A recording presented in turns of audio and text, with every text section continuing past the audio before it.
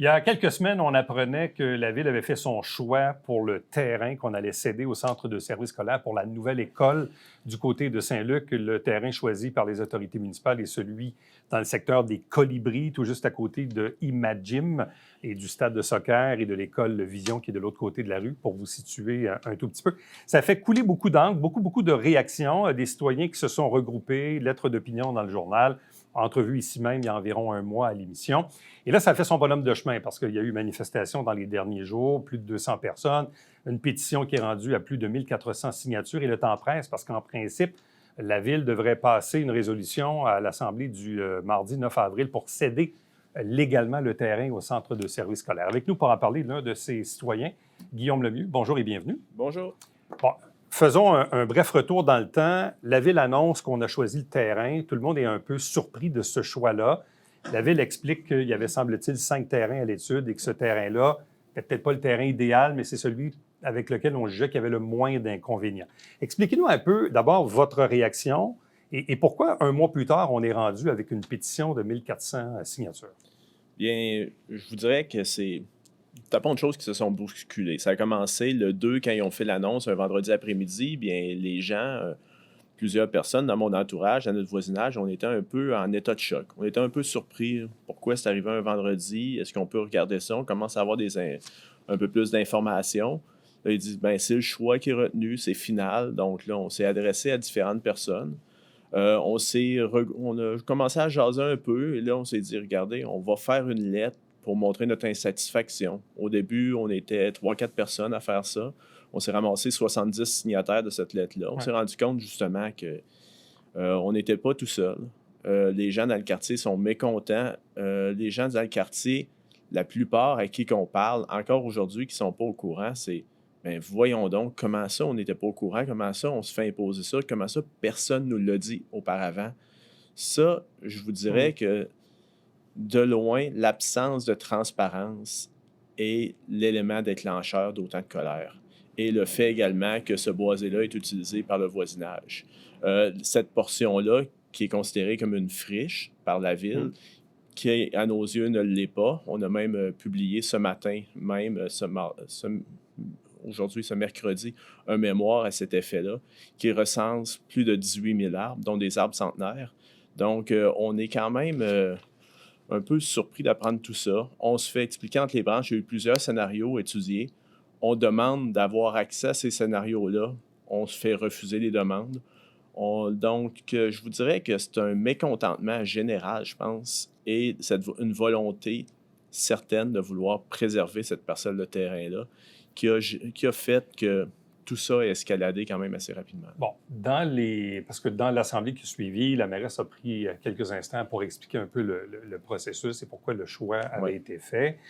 Même à la dernière Assemblée, la mairesse et la conseillère du quartier disaient, écoutez, ce terrain-là, de toute façon, n'était pas dans la zone de protection du plan de conservation. Donc, on n'a pas coupé un espace du plan parce que le plan reste intact.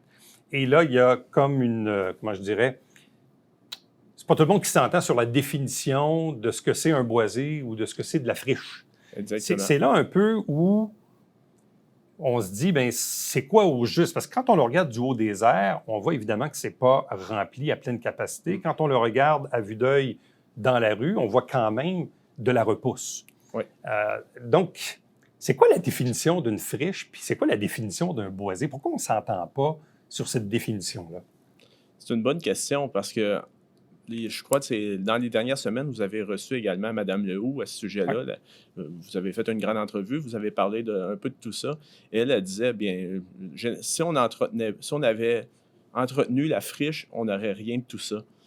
Je ne suis pas d'accord avec ce sujet-là. Comme je vous disais, on a des gens, par exemple, Max Tremblay, des gens comme ça, plus spécialisés, qui ont fait un peu un recensement, qui ont recensé quand même 18 000 arbres. 18 000 arbres, dont des arbres centenaires. Donc, pour moi, une friche, ce n'est pas un endroit où est-ce qu'il y a des arbres centenaires. Ce n'est pas ce type d'environnement-là. Je ne suis pas biologiste, mais pour moi, quand on parle de friche, c'est beaucoup plus un terrain qui a été laissé un peu à lui-même. C'est pas un terrain qui possède des arbres centenaires. C'est pas un terrain dans lequel, justement, on est en mesure d'observer une certaine biodiversité. C'est pas, et le gros problème qu'on a, plusieurs citoyens, c'est que nous, on ne voit pas de démarcation entre la friche et le boisé existant.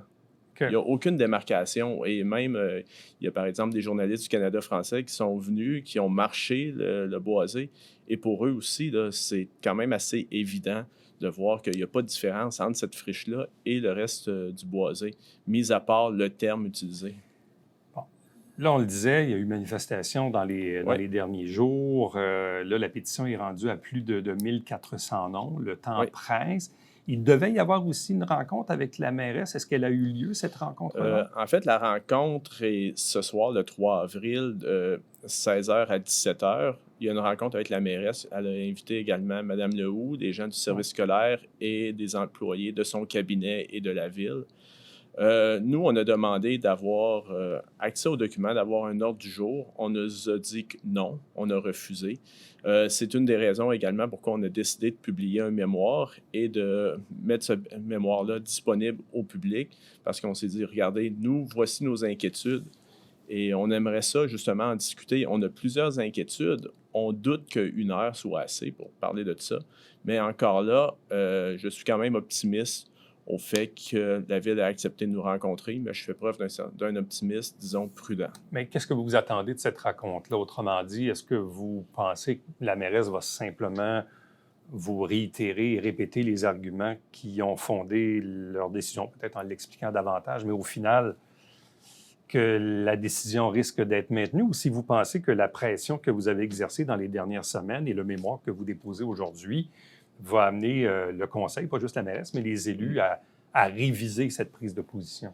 Bien, je vous dirais que moi, ce que je souhaite, c'est que si c'est vraiment ce choix-là, et je le souhaite vraiment pas, qu'on soit en mesure de montrer que cette décision-là a été prise avec rigueur, transparence et compétence. C'est ce bout-là qui vous manque, là. C'est ce bout-là qui nous manque. Ce bout-là, on n'a aucune donnée. Moi, en tout cas, dans le cadre de mon travail, dans le cadre de mes activités professionnelles et même dans le cadre de ma vie, si j'ai besoin de prendre une décision que je sais qu'il va avoir un impact sur les autres, je m'arrange pour le justifier. Et là, présentement, on créerait que c'est une opacité totale. On vit dans une opacité totale et c'est ça qui est très inquiétant. Qui a travaillé sur le mémoire en question? Parce que le mémoire, Oui. c'est quand même une vingtaine de Oui, pages, oui, donc il y a oui. beaucoup de contenu, mais qui a Oui. travaillé là-dessus?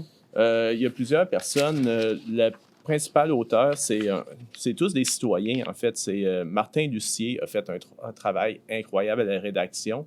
Il a été supporté par tous les gens, tous les résidents du secteur des Quatre-Vents. On peut parler de Karine Smith, Véronique Bélanger, Annie Tremblay, Virginie Perron, Daniel Pépin, François Lemay, Nancy Lévesque, Maryse Barsalou, Sylvie Bienvenue.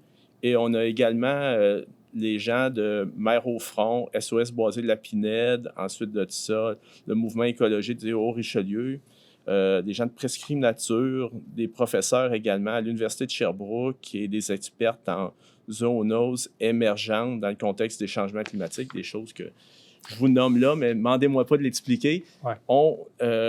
ont été décidés d'être co-signataires de ce rapport. Qu'est-ce qu'on apprend dans ce mémoire-là? Parce qu'il y a quand même beaucoup de contenu, beaucoup Oui. de travail qu'on a Oui, rassemblé, oui. mais qu'est-ce qu'on apprend dans ce document-là? Ce qu'on apprend dans le document, d'abord, c'est une meilleure connaissance du boisé. De ce secteur-là, c'est quand même un exercice qui a été réalisé par les citoyens soutenu par le mouvement écologique du Haut-Richelieu. On apprend également plusieurs enjeux, plusieurs questionnements qu'on a par rapport également on peut parler de la fluidité, de la circulation. On a plusieurs inquiétudes aussi, on a plusieurs questionnements par rapport à la superficie de ce projet-là, 20 000 mètres carrés, que toutes nos recherches, il n'y a aucune de nos recherches qui ont pointé vers une obligation d'un aussi grand site. Même les recherches, si on regarde dans les autres centres urbains, et il n'y a rien là-dedans.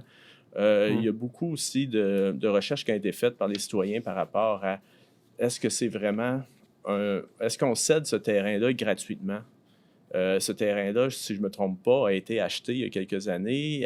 Donc, il y a des choses comme ça que qui sont mises de l'avant et les gens mettent des recommandations également. Et une des recommandations, c'est d'essayer de considérer un autre endroit pour cette école-là. Peut-être que ça vaudrait la peine de rechercher un peu plus aussi. Bon, évidemment, vos démarches sont à l'égard de la Ville, c'est la Ville qui donne le terrain, mais je vois aussi dans la finalité de votre document, Oui. c'est que vous demandez aussi au centre de service scolaire de refuser le terrain.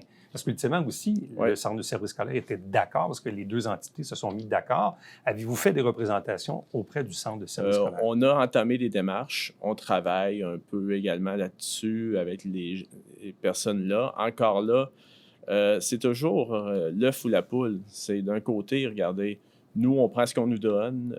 C'est un peu comme ça. Nous, on va prendre le terrain qu'on nous donne, ces choses-là. Et ce qui est un peu tannant dans tout ça, c'est qu'il n'y a aucune garantie non plus en disant, regardez, une fois que ce terrain-là est cédé, bien même, on se fie à la bonne volonté des gens pour essayer de préserver, par exemple, des arbres et ces choses-là. Et dans l'aménagement d'une cour d'école, ça risque d'être compliqué. Là. Bon, puis l'ultime question là-dedans, qui je l'ai entendu des dizaines de fois depuis le dernier mois, c'est OK, les parents, ils ne veulent pas que ça soit là. OK. Oui.